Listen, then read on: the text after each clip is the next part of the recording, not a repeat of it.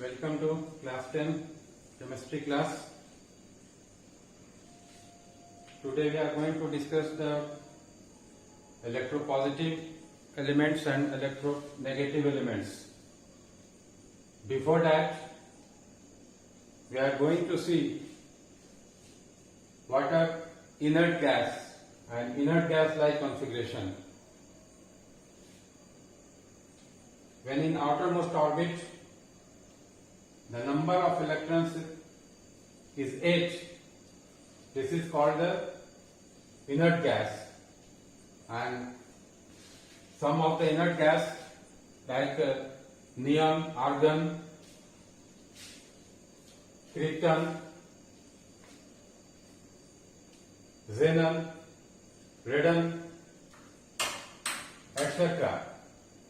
So in all these inert gases, the number of electrons in the outermost orbit is 8. Helium is also inert gas, but this is exception. In helium, the number of electrons is 2. Atomic number of helium is 2. So this is the exception, but this is also the inert gas. So all the atoms, that is the tendency of the atoms to gain the inert gas like configuration. After reaction, they try to obtain the inert gas like configuration. So there are two types of elements.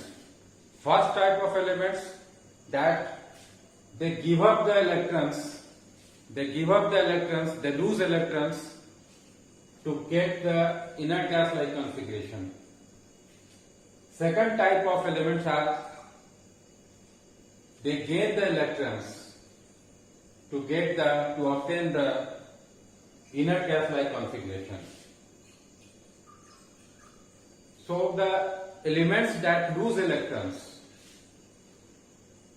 those are called electropositive elements because they become positively charged, and those electronegative elements, they gain electrons and they become negative charge. Now let us see what happens in the case of electropositive elements. Electropositive elements में number of electrons 8 से ज्यादा होता है. So इस तरह के elements electrons को loose करके वो पॉजिटिव चार्ज डेवलप करते हैं.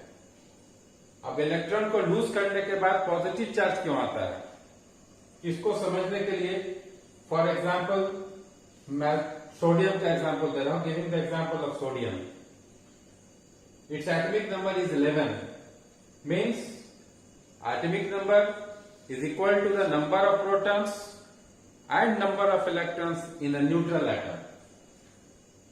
So atomic number is 11. That means it has the 11 protons in nucleus and it has 11 electrons in its orbits.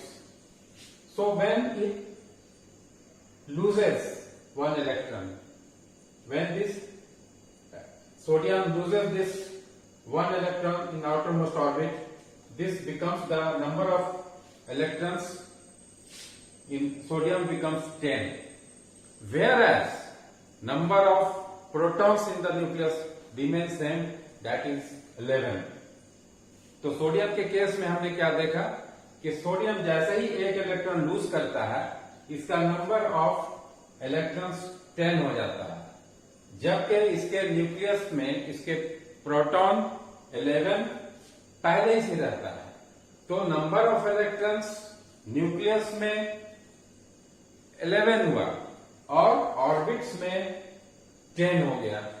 तो मीन्स जो 10 हमारा नेगेटिव चार्ज हो गया और नंबर ऑफ प्रोटॉन्स जो कि हमारा न्यूक्लियस में है वो पॉजिटिव चार्ज 11 ही है, जबकि इलेक्ट्रॉन हमारा चूंकि नेगेटिव चार्ज है ये एक लूज कर गया है तो 10 इलेक्ट्रॉन है. मतलब 11 प्रोटॉन, 11 पॉजिटिव चार्ज और 10 इलेक्ट्रॉन, 10 नेगेटिव चार्ज, मतलब एक पॉजिटिव चार्ज हमारा बढ़ जाता है इसीलिए ये एक sodium ion 1 sodium positive ion ये डेवलप करता है।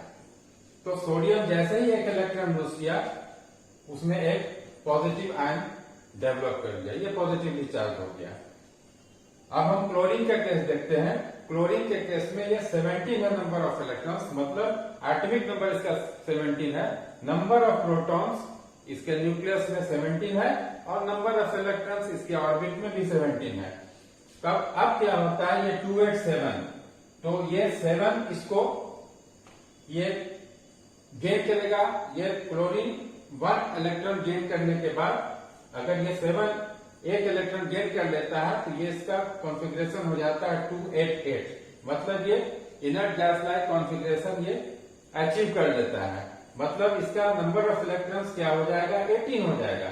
जैसे ही एक इलेक्ट्रॉन ये गेन करेगा 287, तो कॉन्फ़िगरेशन हो जाएगा 288, तो नंबर ऑफ इलेक्ट्रॉन्स इसका ऑर्बिट में 18 हो जाएगा, जबकि नंबर ऑफ प्रोटॉन्स इसका न्यूक्लियस में 17 ही रहेगा। मतलब पॉजिटिव चार्ज हमारा सेम रह गया, नेगेटिव चार्ज हमारा बढ़ गया, तो ये क्लोरीन नेगेटिव आयन डेवलप कर जाएगा। ये इसके पीछे यही है इसका कंसेप्ट कि क्यों इलेक्ट्रॉन लूज करने के बाद की पॉजिटिव चार्ज होता है और क्यों ये इलेक्ट्रॉन गेन करने के बाद नेगेटिव चार्ज होता है। अब मैग्नीशियम का केस देखते हैं। इसका एटॉमिक नंबर 282 है, मतलब 12। इसका कॉन्फ़िगरेशन 282 है, मतलब इसका एटॉमिक नंबर 12 है। तो ये 2 इलेक्ट्रॉन लूज करता है, ये 2 इलेक्ट्रॉन लूज करता है, तो इसका नंबर ऑफ इलेक्ट्रॉन्स 10 रह जाता है ऑर्बिट में, जबकि न्यूक्लियस में इसका नंबर ऑफ प्रोटॉन्स 12 ही रहता है। नंबर ऑफ प्रोटॉन्स में कोई चेंज नहीं हो रहा है। चेंज कहाँ हो रहा है, उसके ऑर्बिट में नंबर ऑफ इलेक्ट्रॉन्स में गेन या लूज हो रहा है। तो यहाँ मैग्नीशियम के केस में ये number of electron 2 give up कर रहा है, ये लूज कर रहा है मैग्नीशियम। तो नंबर ऑफ प्रोटॉन इलेक्ट्रॉन जब लूज कर गया तो 2 इलेक्ट्रॉन इसने छोड़ दिया, तो प्रोटॉन जो है हमारे न्यूक्लियस में वो सेम ही रह गया, 12 रह गया, जो कि पॉजिटिव चार्ज है। और इलेक्ट्रॉन हमारा 2 कम हो गया, मतलब इलेक्ट्रॉन कम हो गया, नेगेटिव चार्ज कम हो गया, पॉजिटिव चार्ज हमारा 2 बढ़ गया। इसलिए ये ओवरऑल इफेक्ट क्या होता है कि ये मैग्नीशियम पॉजिटिव आयन 2 आयन ये फॉर्मेशन करता है। तो इस तरह से ही हम देखते हैं कि ये मैग्नीशियम क्लोराइड का फॉर्मेशन कैसे होता है कि मैग्नीशियम में 2 इलेक्ट्रॉन लूज करना है और क्लोरीन के 2 एटम है, एक एक एटम में एक एक इलेक्ट्रॉन उसको गेन करना है। तो मैग्नीशियम का एक इलेक्ट्रॉन क्लोरीन के एक एटम में चला जाता है। ये मैग्नीशियम का एक इलेक्ट्रॉन लूज हो गया और उसी इलेक्ट्रॉन को क्लोरीन ने गेन कर लिया। मैग्नीशियम का एक दूसरा इलेक्ट्रॉन लूज किया और क्लोरीन ने उसी इलेक्ट्रॉन को गेन कर लिया। इस तरह से मैग्नीशियम का आयन ये ट्रांसफर होता है, इलेक्ट्रॉन ट्रांसफर होता है from magnesium to chlorine, from magnesium to chlorine. तो ये Mg+Cl2 ये MgCl2 बनता है हमारा। तो इस तरह से हम ये देखते हैं कि ये ट्रांसफर ऑफ इलेक्ट्रॉन हो रहा है। This is the transfer of electron from ये इलेक्ट्रोपॉजिटिव एलिमेंट। तो जो एलिमेंट्स हमने देखा, यहाँ सोडियम एक एलिमेंट हुआ, मैग्नीशियम एक एलिमेंट हुआ जिसका टेंडेंसी है इलेक्ट्रॉन लूज करना। तो इस तरह के एलिमेंट्स को हम इलेक्ट्रोपॉजिटिव एलिमेंट्स कहेंगे। जो आइटम्स जो एलिमेंट्स इलेक्ट्रॉन लूज करता है उसको इलेक्ट्रोपॉजिटिव एलिमेंट्स कहते हैं, और जो एलिमेंट्स जो एटम्स इलेक्ट्रॉन गेन करता है उसको इलेक्ट्रोनेगेटिव एटम्स कहते हैं।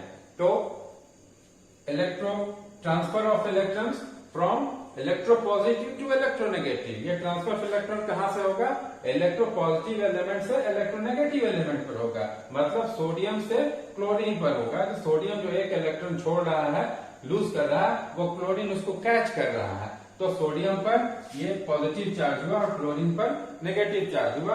तो ये सोडियम क्लोराइड हमारा ये एक कंपाउंड बनता है जो सोडियम पर पॉजिटिव चार्ज होता है, क्लोरीन पर नेगेटिव चार्ज होता है। तो इस तरह के कंपाउंड का फॉर्मेशन को हम कहते हैं इलेक्ट्रोवैलेंट कंपाउंड्स। और ये जो बॉन्ड बनाता है ये due to transfer of electron from electropositive electron to electronegative element, इस तरह के बॉन्ड को हम कहते हैं इलेक्ट्रोवैलेंट बॉन्ड, और इसको आयनिक बॉन्ड भी कहा जाता है। और तरह के कंपाउंड जो फॉर्म हुए इसको इलेक्ट्रोवैलेंट कंपाउंड्स कहते हैं और इसको आयनिक कंपाउंड भी कहा जाता है। और इस तरह की वैलेंसी जो होती है इसको इलेक्ट्रोवैलेंसी कहते हैं। तो हम लोगों ने देखा कि किस तरह से ट्रांसफर ऑफ इलेक्ट्रॉन होता है फ्रॉम इलेक्ट्रोपॉजिटिव एलिमेंट से इलेक्ट्रोनेगेटिव एलिमेंट की तरफ। इलेक्ट्रोपॉजिटिव एलिमेंट जो हमारा इलेक्ट्रॉन लूज करता है, इलेक्ट्रोनेगेटिव एलिमेंट वही इलेक्ट्रॉन गेन कर लेता है। तो electropositive elements are those elements that lose electrons and become positive charge. Electronegative element those electrons that gain electrons and become negative charge. अब हमने आपको बता दिया ऑलरेडी डिस्कस कि ये पॉजिटिव चार्ज क्यों होता है डेवलप, नेगेटिव चार्ज क्यों डेवलप होता है, क्योंकि न्यूक्लियस में हमारा प्रोटॉन सेम रहता है।